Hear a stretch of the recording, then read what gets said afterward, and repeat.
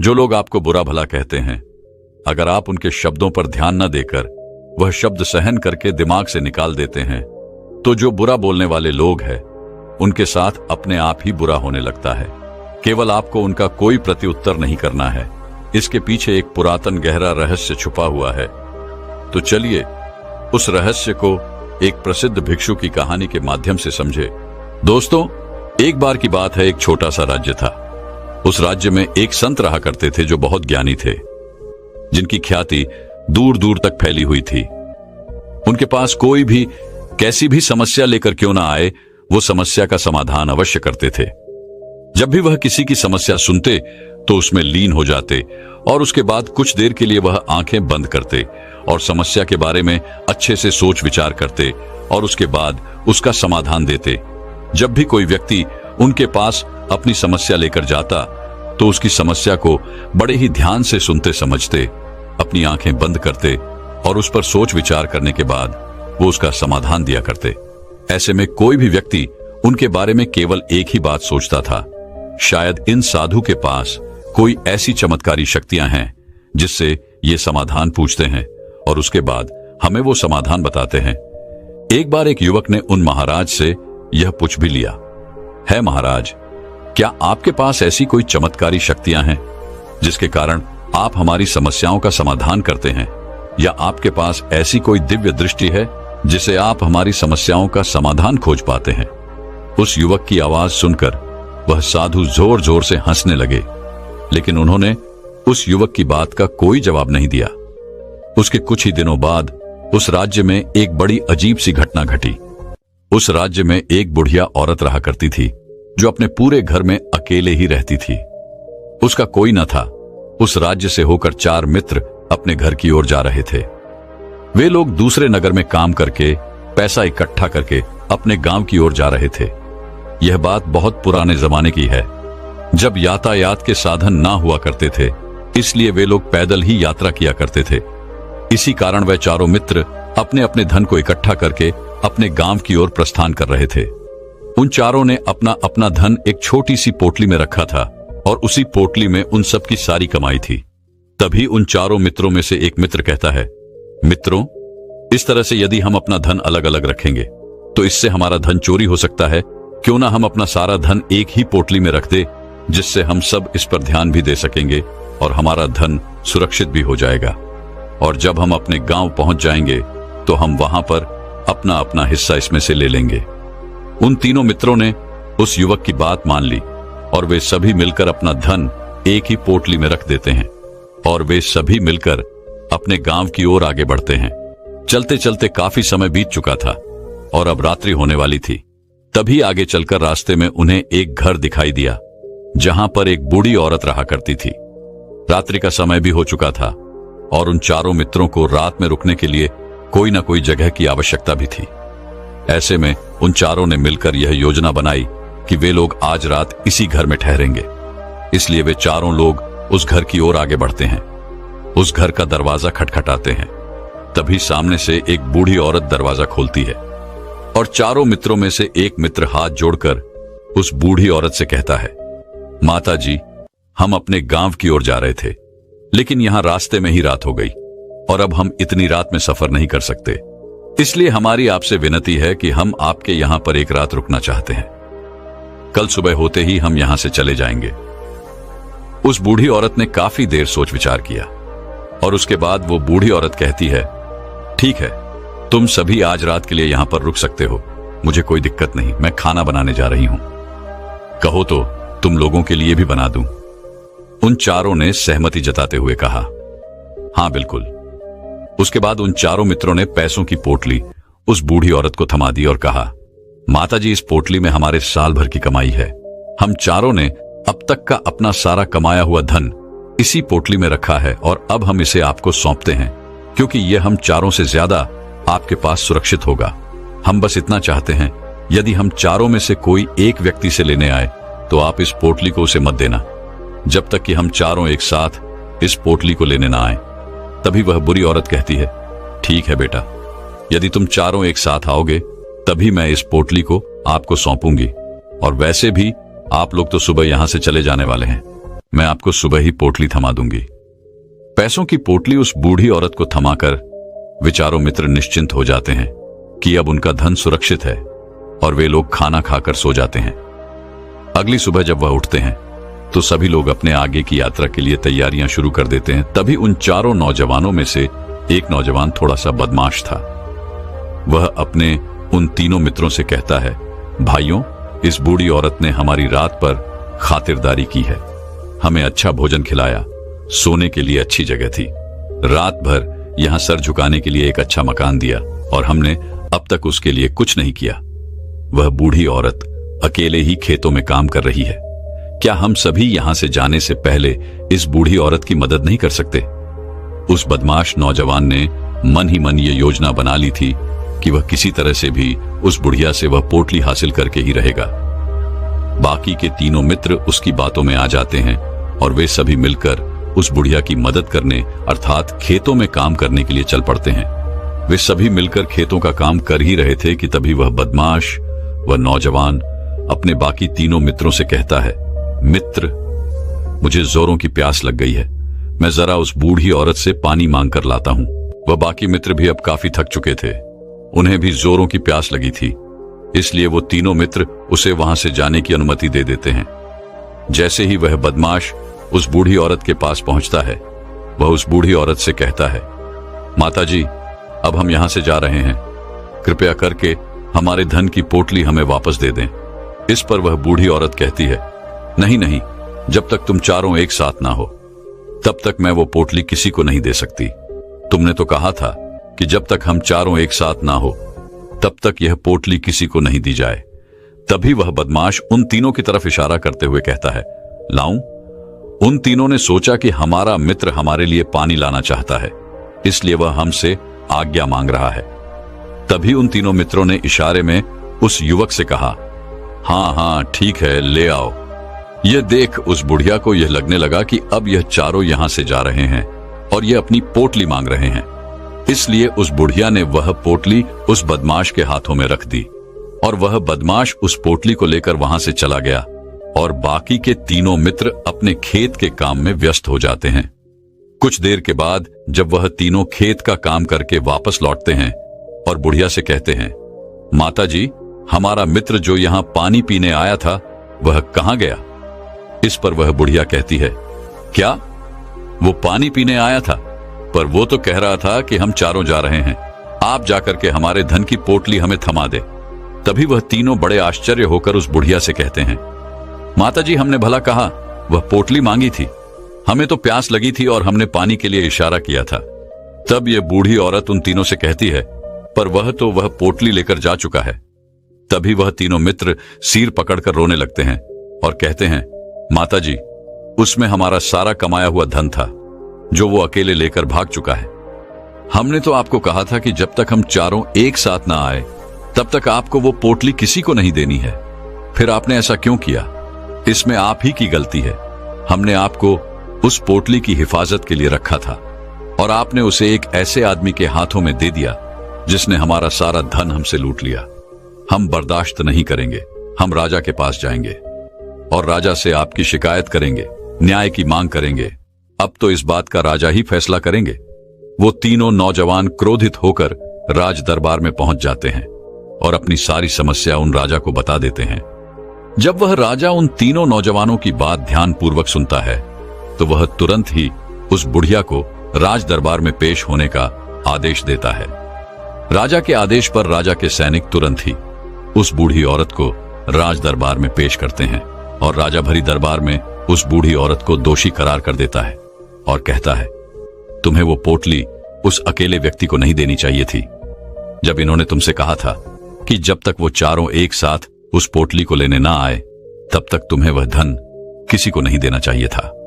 इसमें तुम्हारी गलती है और अब तुम्हें इसका हर्जाना भरना होगा, तुम्हें इनका धन लौटाना होगा।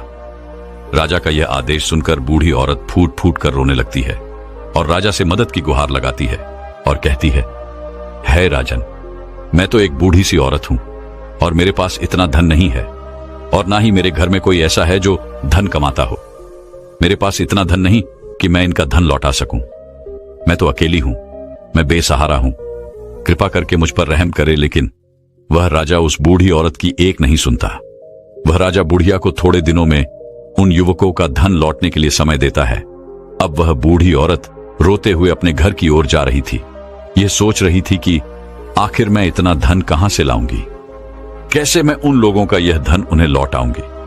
मेरे पास इतना धन नहीं है, मैं क्या करूं, कैसे करूं, कहां से लाऊं इतना धन। यदि मैंने उनका धन नहीं लौटाया तो मुझे राजा मार डालेगा। वैसे भी मेरी ही गलती है। जब उन चारों ने मिलकर मुझसे यह कहा था कि जब तक हम चारों एक साथ ना आए तब तक वो पोटली किसी को नहीं थमानी है, फिर भी मैंने वो पोटली केवल उस एक व्यक्ति को थमा दी। इसमें गलती तो मेरी ही है। रोते रोते ये सारी बातें सोचते हुए वह अपने घर की ओर जा रही थी। तभी रास्ते में उस बूढ़ी औरत को वही संत मिले जो उस नगर में किसी भी समस्या का समाधान बड़ी सरलता और सहजता से करते थे। उन्होंने उस बूढ़ी औरत से कहा, क्या बात है बेटी, क्यों रो रही हो? इस पर वह बूढ़ी औरत उस संत को सब कुछ सच सच बता देती है और कहती है महाराज, इसमें गलती तो मेरी ही है। उन चारों ने तो पहले ही कहा था जब तक वे चारों एक साथ ना आए तब तक वो पोटली मुझे किसी को नहीं देनी, लेकिन मेरी ही मत मारी गई थी जो मैंने वो पोटली केवल एक व्यक्ति को थमा दी और वह उनका सारा धन लेकर वहां से भाग गया। लेकिन अब मुझे यह समझ नहीं आ रहा कि मैं वह सारा धन कहां से लाऊं, कैसे जुटाऊं। मेरे पास इतना धन नहीं है और राजा ने तो आदेश भी दे दिया है कि मुझे उनका धन लौटाना ही पड़ेगा। लेकिन मैं ये समझ नहीं पा रही कि इतना सारा धन मैं कहां से लाऊंगी। तभी वह संत उस बूढ़ी औरत से कहते हैं, शांत हो जाओ, मैं कोई ना कोई रास्ता जरूर निकाल लूंगा। इतना कहकर वह संत वहीं पर बैठ जाते हैं, ध्यान करने लगते हैं। कुछ देर के लिए आंखें बंद कर वह सोचते हैं, विचार करते हैं। मौन रहकर वह समस्या का समाधान निकालते हैं और इसके बाद वो उस बूढ़ी औरत से कहते हैं, बेटी, राजा ने जो फैसला किया है वो बिल्कुल गलत है। आपने जो किया इसमें आपकी कोई गलती नहीं है, राजा का फैसला गलत है। उन संत के इतना कहने पर वह बूढ़ी औरत चुप हो गई और यह सोचने लगी कि आखिर राजा का फैसला कैसे गलत हो सकता है। राजा तो सभी के लिए न्याय ही करते हैं और वह कभी किसी का बुरा नहीं करते। फिर आखिर आज राजा का फैसला कैसे गलत हो गया? वह संत और इस बुढ़िया की बातें आसपास के खड़े लोग सभी लोग सुन रहे थे और वे लोग भी बड़े अचज में थे। क्या राजा का फैसला कैसे गलत हो सकता है? राजा ने तो बिल्कुल सही फैसला लिया है। इस बूढ़ी औरतें ही गलती की हैं। उन चारों का धन केवल एक ही को थमा दिया। ऐसे में इस बुढ़िया को उनका धन तो लौटाना ही चाहिए। राजा ने गलत फैसला कहां किया है?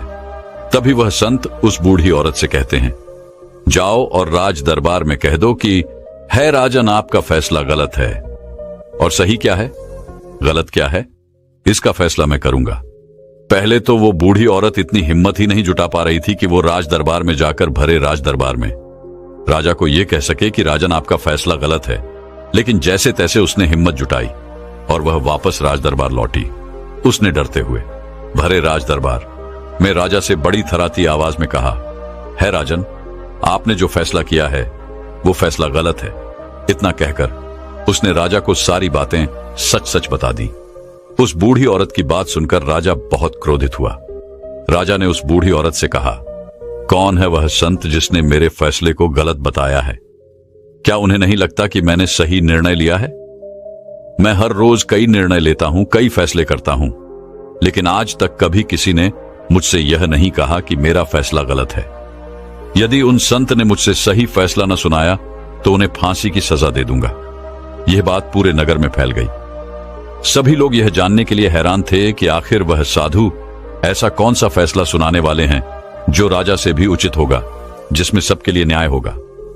राजा ने अपने सैनिकों को तुरंत ही आदेश दिया कि जाओ और उस संत को राज दरबार में लाओ।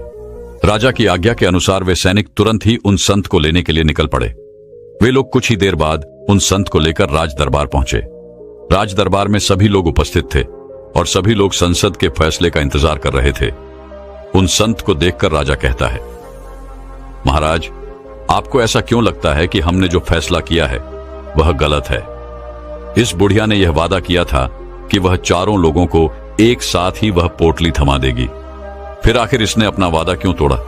इसने यह गलती क्यों की? इसने केवल एक ही को वह पोटली थमा दी। और वह उनका सारा धन लेकर यहां से भाग गया। तो क्या इसमें इसकी गलती नहीं है? क्या इसे इनका धन नहीं लौट आना चाहिए? इस पर वह संत बड़ी विनम्रता से राजा से कहते हैं, है राजन, यह आपका फैसला था, लेकिन मैं आपसे कुछ कहना चाहता हूं। इस पर राजा कहता है, ठीक है, कहिए आप क्या कहना चाहते हैं। इस पर वह साधु बड़ी विनम्रता से राजा से कहता है राजन, जैसा कि वादा किया गया था कि पोटली एक साथ उन चारों को ही दी जाएगी, तो अभी तो यह केवल 3 है, चौथा कहां है? तो इनसे कहिए कि ये लोग यहां से वापस जाएं और अपने उस चौथे मित्र को यहां लेकर आए, तभी इनका धन वापस किया जाएगा। और वादा भी ऐसा ही किया गया था कि जब तक चारों लोग एक साथ ना हो तब तक उनका पोटला उन्हें नहीं लौटाया जाएगा। और यदि यह बूढ़ी औरत इन तीनों को धन लौटा देती है तो यह बूढ़ी औरत अपना वादा तोड़ देगी, और यह सही नहीं है। इसीलिए यदि आप चाहते हैं कि इनका धन लौटाया जाए तो पहले इनसे कहिए कि ये लोग जाएं और अपने उस चौथे मित्र को यहां पर वापस ले आए। उस राज दरबार में हर कोई इस बात को सुनकर बहुत खुश हुआ। सभी ने उन संत की बहुत तारीफ की। राजा भी उन संत के इस फैसले से पूरी तरह से सहमत था। राजा तुरंत ही उन संत के सामने सिर झुका लेता है और हाथ जोड़कर उनसे कहता है महाराज, आपका यह फैसला इतना सही कैसे हो सकता है? आखिर यह बात मेरे दिमाग में आई क्यों नहीं? मैंने इस बात को इस तरह से सोचा क्यों नहीं? तभी वह साधु उस राजा से कहते हैं, राजन, आपके पास और भी काम होते हैं। आप दिन भर व्यस्त रहते हैं और आपको जल्दबाजी में फैसले लेने पड़ते हैं। आपने इस मामले को सुना, समझा, लेकिन इसे देखने में आप गलती कर गए। इसे आपने केवल ऊपरी तौर पर देखा। आपने इसकी गहराई तक जाने का प्रयास नहीं किया। यदि आपने इस मामले की गहराई को देखा होता, समझा होता, तो आप भी इसी नतीजे पर आते। जब तक हम किसी मामले की गहराई तक नहीं जाते तब तक हम उसका सही समाधान नहीं निकाल सकते। लेकिन हम में से अधिकांश लोग तो अपने फैसले केवल जल्दबाजी में लेना चाहते हैं। भले ही वो मामला कितना भी गंभीर क्यों ना हो, हमें तो बस अपना हक चाहिए, हमारा नाम होना चाहिए। भले ही वो फैसला हमारे लिए आगे चलकर हमारे लिए नुकसानदायक क्यों ना हो, लेकिन हम तो उस मामले की गहराई तक जाने के लिए सोचते तक नहीं। तभी वह राजा उन संत से कहता है महाराज, क्या आपके पास कोई दिव्य शक्तियां हैं? क्या आपके पास ऐसी कोई चमत्कारिक शक्ति है जिससे आप सवाल करते हैं और बदले में वह आपको जवाब देती है, जिस कारण आप सटीक और सही समाधान बता पाते हैं? राजा की यह बात सुनकर संत मुस्कुराने लगे और राजा से कहते हैं राजा, यह सवाल मुझसे कई लोगों ने पूछा है और मैंने कभी किसी का कोई जवाब नहीं दिया, लेकिन आप इस राज्य के राजा हैं, इसलिए मैं आपके इस प्रश्न का उत्तर देता हूं। आप में से कई लोगों को यहां ऐसा लगता है कि मेरे पास कोई ऐसी शक्तियां हैं जिससे मैं बात कर सकता हूं, जिससे मैं कोई भी समस्या का समाधान पा सकता हूं। लेकिन मैं आप लोगों को एक बात सच सच बता देता हूं, मेरे पास ऐसी कोई शक्तियां नहीं है। मैं तो केवल हर मामले की गहराई तक सोचता हूं, उस बात पर विचार करता हूं, और जब मैं विचार करता हूं तो मेरे सामने कई सारे समाधान आते हैं, और जो समाधान मेरे सामने आते हैं मैं उन पर भी विचार करता हूं, उनके बारे में भी गहराई तक जाता हूं। और जब मुझे लगता है कि इस समस्या का समाधान यही होना चाहिए, तभी मैं समाधान उस व्यक्ति को देता हूं ताकि वह अपनी समस्या का समाधान कर सके। अब आप ही सोचिए, आप जल्दबाजी में यह फैसला लेकर इस बुढ़िया का जीवन पूरी तरह से बर्बाद कर देते। हमारा पूरा जीवन केवल एक फैसले पर निर्भर करता है। यदि वह फैसला सही हुआ तो हमारा जीवन अच्छा बन जाएगा, और यदि वह फैसला गलत निकला तो हमारा जीवन नरक से भी बदतर हो सकता है। तो यदि आप सही और सटीक फैसला लेना चाहते हैं तो आपको मौन रहना सीखना पड़ेगा।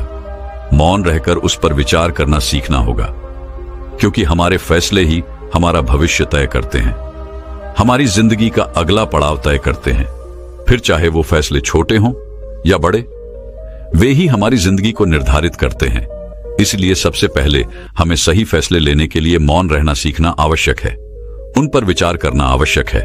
और जब आप ऐसा करते हैं तो आपके सामने एक ही समस्या के कई सारे समाधान निकल कर आते हैं, और जब आप उन पर गौर करेंगे तो आपको यह समझ में आएगा कि उन फैसलों का समाधान कैसा होना चाहिए, किस समाधान से आपको क्या फायदा होगा और क्या नुकसान होगा, या उस समाधान पर सोच और विचार करने पर ही आप उसे समझ सकते हैं। और तभी आप यह निर्णय भी ले सकते हैं कि क्या यह समाधान उचित रहेगा या नहीं। और यह सब संभव हो सकता है यदि हम कम बोलना शुरू करें। कम बोलने का अर्थ यह नहीं कि आप पूरी तरह से मौन हो जाएं। इसका अर्थ यह है कि आप भीतर से शांत हो जाएं। और जब आप भीतर से शांत होने लगते हैं तो आपका मन स्पष्ट होने लगता है, साफ होने लगता है और आप किसी भी चीज पर सोच विचार कर सकते हैं। और जब आप भीतर से शांत होने लगते हैं तो आप ऊपर से भी कम बोलते हैं। और जब आप धीरे धीरे कम बोलने के आदी हो जाते हैं तो आप साफ और स्पष्ट तौर पर सोच और समझ पाते हैं। आपके विचारों में वह शुद्धता आ जाती है जिससे आपको यह साफ और स्पष्ट देखने को मिल जाता है कि कौन सा फैसला सही होगा और कौन सा फैसला गलत होगा। आपको उस परिस्थिति में क्या करना चाहिए और क्या नहीं करना चाहिए। लेकिन हम में से अधिकांश लोग अपने आप को सही साबित करने के लिए, अपने आप को ऊंचा साबित करने के लिए अत्यधिक बोलते हैं। और वो इतना बोलते हैं कि हर कोई उनकी बातों को गंभीरता से नहीं लेता। उन्हें ऐसा लगता है कि मानो ज्यादा बोलना ही हमारे लिए हमारा शस्त्र है। लेकिन वो ये भूल जाते हैं कि वो अत्यधिक बोलकर मूर्ख बन रहे हैं। लोग हमारा मजाक बनाते हैं, हमें मूर्ख समझते हैं, हमसे दूर रहने लगते हैं क्योंकि उन्हें हमारी बक बक अच्छी नहीं लगती। लेकिन जब आप भीतर से शांत होने का प्रयास करते हैं और धीरे धीरे भीतर से शांत होने लगते हैं तो आप खुद ब खुद ऊपरी तौर पर कम बोलना शुरू कर देते हैं। इससे आपके मन में, आपके मस्तिष्क में एक साफ और स्पष्ट विचार उत्पन्न होते हैं और आप अपने आप को साफ और स्पष्ट तौर पर समझ पाते हैं, देख पाते हैं आपको कब, क्या, क्यों और कितना बोलना चाहिए और आपको कब, कैसे, क्यों, किस तरह से कौन सा फैसला लेना सही है या नहीं। यह भी आप अच्छी तरह से समझ और जान पाते हैं। जब आप कम बोलना शुरू करते हैं तब आप अपने आप को बहुत अच्छी तरह से समझना शुरू कर देते हैं, अपने आप पर अच्छी तरह से विचार करना शुरू कर देते हैं। तब आपको यह बात भी बहुत अच्छी तरह से समझ में आने लगती है कि जो हम बेकार की बक बक करते हैं उसमें हमारे शरीर की बेवजह कितनी सारी ऊर्जा यूं ही व्यर्थ हो जाती है, नष्ट हो जाती है, जिसे हम चाहें तो किसी जरूरी काम में लगा सकते हैं, फैसले लेने में लगा सकते हैं, जिससे हम तनाव मुक्त रह सकते हैं और हमें अच्छी नींद भी आ सकती है। और यदि आप इसी प्रकार सोच और विचार कर फैसला लेना शुरू करते हैं तो आपका मस्तिष्क भी अच्छी तरह से काम करने लगता है और आपका मस्तिष्क पहले से भी ज्यादा शक्तिशाली हो जाता है। और इसका एक बहुत अच्छा उदाहरण भी आपको मैं बताना चाहूंगा। जब आप स्कूल में पढ़ते थे या फिर आज भी आप पढ़ रहे हो तो आने देखा होगा कि जो बच्चे होकर होते हैं वो होशियार होते हैं। वे लोग बहुत कम बातें करते हैं और अपना समय सही चीजों में लगाते हैं। वह अधिकांश अपना समय मौन होकर ही बिताते हैं। इसी वजह से वो पढ़ाई करने में बहुत तेज होते हैं। वो जो कुछ भी पढ़ना चाहते हैं वो उसे याद कर ले जाते हैं। लेकिन वहीं पर दूसरी तरफ जो लोग बहुत अधिक बोलते हैं, यदि आप उन्हें पूरे 24 घंटे भी दे दें तो भी वह उस तरह से उन चीजों को याद नहीं रख सकते जिस तरह से वो मौन रहने वाले बच्चे उन बातों को याद कर लेते हैं। और महान चाणक्य ने भी यही कहा है कि जो व्यक्ति यह समझ जाता है कि उसे कब, कहां और कितना बोलना चाहिए, उस व्यक्ति को सफल होने से कोई नहीं रोक सकता। और आप इतिहास उठाकर देख सकते हैं, आज तक जो भी लोग महान हैं, जो लोग भी सक्सेसफुल बने हैं, उन लोगों की आदत बहुत कम बोलने की है। उनका पूरा ध्यान केवल अपने लक्ष्य पर होता है और अपना पूरा समय वो अपने लक्ष्य को पाने में ही लगा देते हैं। इसलिए आपको भी यह आदत अपने जीवन में उतारनी चाहिए।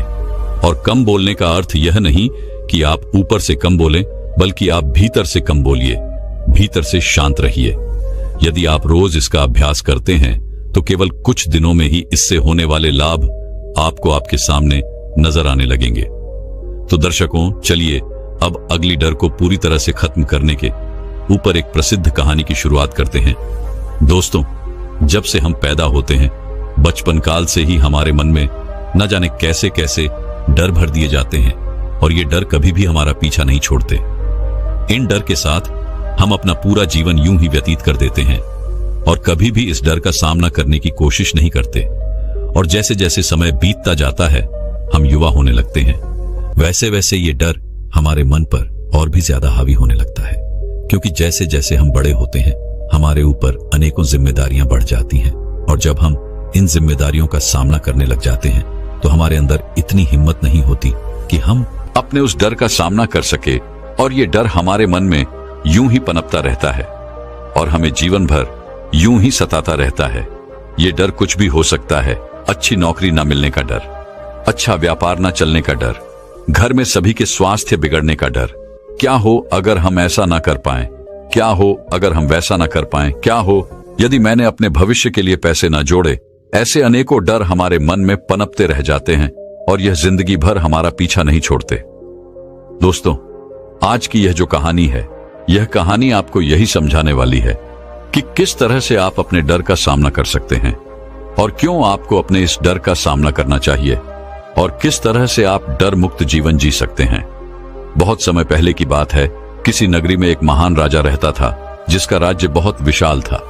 उसके पास किसी चीज की कोई कमी रही थी। धन, वैभव, संपदा, हर चीज भरपूर मात्रा में थी। उस राजा के पास वो हर सुख सुविधाएं थी जो उसे चाहिए थी, लेकिन फिर भी उस राजा के मन में एक अजीब सा डर था, क्योंकि उसके आस पड़ोस के राज्यों ने अपनी सेना की संख्या को बढ़ा दिया था और उसे अब यह डर सता रहा था कि कहीं वह हम पर आक्रमण ना कर दे। यदि ऐसा हुआ तो मेरा राज्य बिखर जाएगा, मेरी प्रजा बेघर हो जाएगी, न जाने कितनों को अपनी जान गंवानी पड़ेगी। यह सारा भय उसके मन में कुछ इस तरह से घर कर गया था कि उसे एक पल के लिए चैन नहीं था। उसे रात भर नींद नहीं आती थी।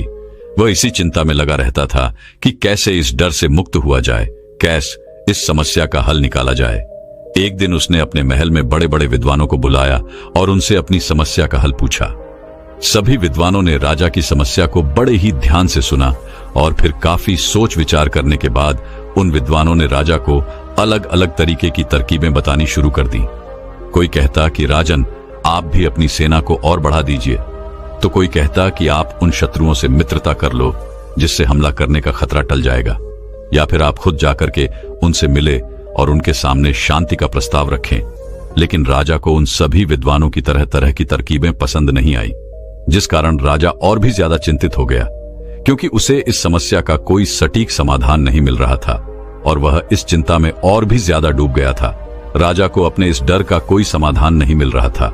राजा को यह समझ नहीं आ रहा था कि अब वो क्या करे, किस तरह से अपने राज्य को पड़ोसी राज्यों के हमले से बचा सके। राजा बहुत कोशिश कर रहा था कि वह इस समस्या का समाधान निकाल सके, लेकिन फिर भी उसे कोई समाधान नहीं सूझ रहा था। एक दिन राजा बहुत चिंतित था और वह इस चिंता में इस कदर डूबा हुआ था कि उसके आसपास क्या हो रहा है उसे यह भी पता नहीं चल रहा था। तभी वहां पर उस राज्य का मंत्री आया। उसने राजा से कहा, हे राजन, हम अपने राज्य को पड़ोसी राज्य के हमले से बचा सकते हैं। राजा ने जैसे ही यह बात सुनी, राजा का मन प्रसन्न हो उठा।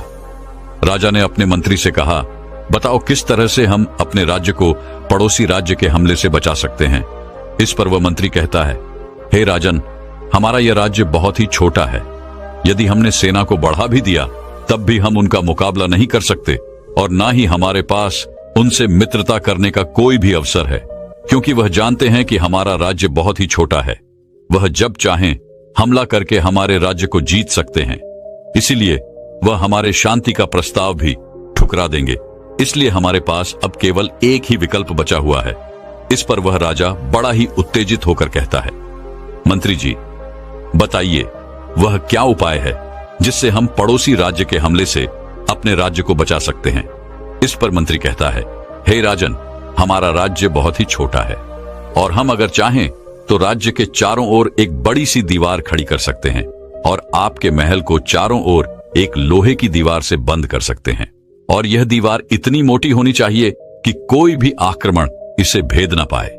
और इस लोहे की दीवार में केवल एक ही गुप्त मार्ग होगा जिसके बारे में केवल आपको पता होगा और आप ही इस गुप्त मार्ग का इस्तेमाल कर सकेंगे। और यह गुप्त मार्ग जमीन के नीचे से होता हुआ कि एक सुरंग से आपको दूसरे राज्य में आसानी से पहुंचा देगा। और इस सुरंग के बारे में केवल इस राज्य के केवल कुछ खास लोगों को ही पता होना चाहिए, कुछ ऐसे भरोसेमंद लोग जिन पर आप भरोसा करते हो। राजा को मंत्री की बात लग जाती है, इसलिए वह अपने सैनिकों को राज्य के चारों ओर एक बड़ी सी दीवार खड़ी करने का आदेश देता है। और यह दीवार इतनी मोटी होनी चाहिए कि इसे भेदा ना जा सके। कुछ ही महीनों में यह दीवार बनकर तैयार हो जाती है और जैसे ही यह दीवार तैयार होती है, राजा खुशी के मारे झूम उठता है। उसकी खुशी का कोई ठिकाना नहीं रहता। वह सोचता है कि अब तो मेरा पूरा राज्य सही सलामत है, पूरी तरह से सुरक्षित है और अब इस पर किसी भी आक्रमण का कोई असर नहीं होने वाला। वह अपने आप को बहुत ही सुरक्षित महसूस कर रहा था। वह अब यह सोचने लग गया था कि अब किसी भी आक्रमण से उसे कोई खतरा नहीं है, और इसकी तसल्ली करने के लिए वो एक बार फिर से सभी विद्वानों को महल में बुलाता है। सभी विद्वान राजा के आदेश पर महल में एक निश्चित समय पर पहुंच जाते हैं। तभी राजा उन सभी विद्वानों से कहता है, बताओ, क्या अब मेरी जान को कोई खतरा है? क्या अब मेरे राज्य को किसी के आक्रमण से डरने की आवश्यकता है? इस पर अधिकांश विद्वान यही कहते हैं कि हे राजन, अब तो आप पूरी तरह से सुरक्षित हैं। अपने महल के चारों ओर जो दीवार खड़ी करवाई है उसे भेदा नहीं जा सकता, इसलिए आप पूरी तरह से सुरक्षित हैं और आपका राज्य भी पूरी तरह से सुरक्षित है। लेकिन उन सभी विद्वानों में से एक विद्वान खामोश खड़ा था। राजा की नजर उस विद्वान पर पड़ी। राजा ने उस विद्वान से कहा, आप क्यों खामोश हैं? क्या आपको अभी भी संदेह है कि हमारे राज्य पर आक्रमण किया जा सकता है और इस दीवार को भेदा जा सकता है? इस पर वह विद्वान मुस्कुराता है और कहता है, हे राजन, आपने सभी बड़े बड़े विद्वानों को यहां पर बुला लिया और अपनी मन की तसल्ली के लिए उनसे यह प्रश्न भी पूछ लिया कि अब आपका राज्य सुरक्षित है या नहीं। और इन सभी विद्वानों ने आपको यह तसल्ली भी दे दी कि अब आपका राज्य पूरी तरह से सुरक्षित है। लेकिन अभी भी एक महान व्यक्ति ऐसा है जिससे आपने अभी तक कोई राय नहीं ली है, और वह है महात्मा बुद्ध, जो हमारे राज्य में पिछले 2 दिनों से आए हुए हैं। वह अपने भिक्षुओं के साथ हमारे राज्य के पास ही वाले वन में रुके हुए हैं। यदि आपकी आज्ञा हो तो मैं उन्हें निमंत्रण देना चाहूंगा। यदि आपकी आज्ञा हो तो इस पर वह राजा कहता है, यदि वह इतने बड़े ज्ञानी हैं, इतने बड़े विद्वान हैं, तो उन्हें अवश्य ही निमंत्रण दे दो। मैं उनसे अवश्य ही मिलना चाहूंगा और उनसे भी यह जानना चाहूंगा कि क्या अभी भी कोई ऐसा और रास्ता बचा हुआ है जिससे मेरी जान को खतरा हो सकता है। राजा के मुख से ये सारी बातें सुन वह विद्वान व्यक्ति तुरंत ही महात्मा बुद्ध को महल आने का निमंत्रण भेजता है। निमंत्रण मिलने पर महात्मा बुद्ध और उनके कुछ शिष्य महल में आ पहुंचते हैं। महात्मा बुद्ध के आगमन पर वह राजा खुद द्वार पर खड़े होकर उनका स्वागत करता है और महात्मा बुद्ध से कहता है, हे गुरुवर, मैंने अपने राज्य के चारों ओर लोहे की एक मोटी दीवार बनवा ली है, और वह दीवार इतनी मोटी है कि इसे भेदा नहीं जा सकता, और यह दीवार हमने इसलिए बनवाई है ताकि पड़ोसी राज्य हम पर हमला करे, तो उस आक्रमण से हमारे राज्य को कोई हानि ना हो और कोई भी शत्रु इस दीवार को तोड़कर हमारे महल में प्रवेश ना कर सके। और इस महल में प्रवेश करने के लिए केवल एक ही मार्ग है जिसे केवल मैं जानता हूं, जो पूरी तरह से गोपनीय है। लेकिन अब मेरे मन में एक और शंका है कि क्या इतना सब कुछ करने के बाद भी मेरी जान को खतरा है? क्या मुझे कोई हानि पहुंचा सकता है? क्या कोई शत्रु अभी भी महल में घुस सकता है? इस पर बुद्ध मुस्कुराते हैं और राजा से कहते हैं, हे राजन, तुमने सब कुछ तो बहुत अच्छा किया, लेकिन तुमने एक गलती कर दी। इस पर वह राजा चौंक जाता है और कहता है, हे गुरुर, वह कौन सी गलती है जो मैंने की है जिस कारण मेरी जान को खतरा हो सकता है? इस पर बुद्ध कहते हैं, राजन, तुमने चारों ओर लोहे की मोटी दीवार खड़ी कर दी। तुमने यह ध्यान रखा कि यदि कोई राज्य यदि तुम्हारे राज्य पर आक्रमण करता है तो तुम्हारा राज्य पूरी तरह से सुरक्षित रहे, कोई भी तुम्हारे महल में प्रवेश न कर सके। लेकिन तुम्हारी गलती बस ये है कि जो गुप्त द्वार तुमने छोड़ दिया है उसे भी तुम्हें लोहे की दीवार से बंद करवा देना चाहिए था। भले ही वह द्वार गुप्त है, परंतु मृत्यु वहां से भी प्रवेश कर सकती है। महात्मा बुद्ध के मुख से यह सारी बातें सुनकर वह राजा एक पल के लिए स्तब्ध रह गया। उसे कुछ समझ नहीं आ रहा था कि महात्मा बुद्ध क्या कहना चाहते हैं। उसे एक धक्का सा लगा और कुछ क्षण के लिए वो पूरी तरह से शांत रह गया, सोच में पड़ गया। तभी महात्मा बुद्ध ने राजा से कहा, हे राजन, क्या हुआ? क्या आपको मेरा उपाय उचित नहीं लग रहा? लेकिन राजा महात्मा बुद्ध की कोई बात का जवाब नहीं देता। वह बिल्कुल शांत और मौन केवल महात्मा बुद्ध की सारी बातें सुने जा रहा था। तभी आगे महात्मा बुद्ध राजा से कहते हैं, है राजन, तुम्हें यह डर नहीं है कि शत्रुओं के हमले से तुम्हारा राज्य बर्बाद हो जाएगा, तुम्हारा राज्य पूरी तरह से बिखर जाएगा, बल्कि तुम्हें तो अपनी मृत्यु का डर है, और मृत्यु किसी से पूछकर कभी नहीं आती। वो तो तुम्हारे शत्रु के बिना भी तुम्हारे पास आ सकती है, और तुम्हें तो शत्रुओं से नहीं बल्कि अपनी मृत्यु से भय लग रहा है, और तुम उन शत्रुओं से नहीं बल्कि अपनी मृत्यु से बचना चाहते हो। लेकिन तुम ये भूल चुके हो कि जिस तरह से यह जीवन एक सत्य है, उसी तरह से मृत्यु भी एक अटल सत्य है। महात्मा बुद्ध के मुख से यह सारी बातें सुनकर उस राजा की आंखों में आंसू आ गए। वह राजा महात्मा बुद्ध के चरणों में गिर पड़ा और महात्मा बुद्ध से कहता है, हे गुरु, कि मैंने तो कभी इस तरह से सोचा ही नहीं। राजा की इस बात का जवाब देते हुए महात्मा बुद्ध कहते हैं, हे राजन, सत्य सोचा नहीं जाता बल्कि देखा जाता है। और हम मनुष्य के जीवन में डर का मुख्य कारण यही है कि हम कभी भी डर को देखना नहीं चाहते, उसे स्वीकार नहीं करना चाहते। और जब हम इसे देखना ही नहीं चाहते और इसे स्वीकार ही नहीं करना चाहते, तो हम भला इसका समाधान कैसे कर सकते हैं। जिस प्रकार मृत्यु एक अटल सत्य है और इसे हर कोई स्वीकार नहीं करता, लेकिन इसे स्वीकार करना आवश्यक है। पर यदि आप मृत्यु जैसे सत्य को स्वीकार नहीं कर सकते, तो आप जीवन को कभी समझ नहीं सकते और न ही इस जीवन को पूरी भरपूर मात्रा में जी सकते हैं।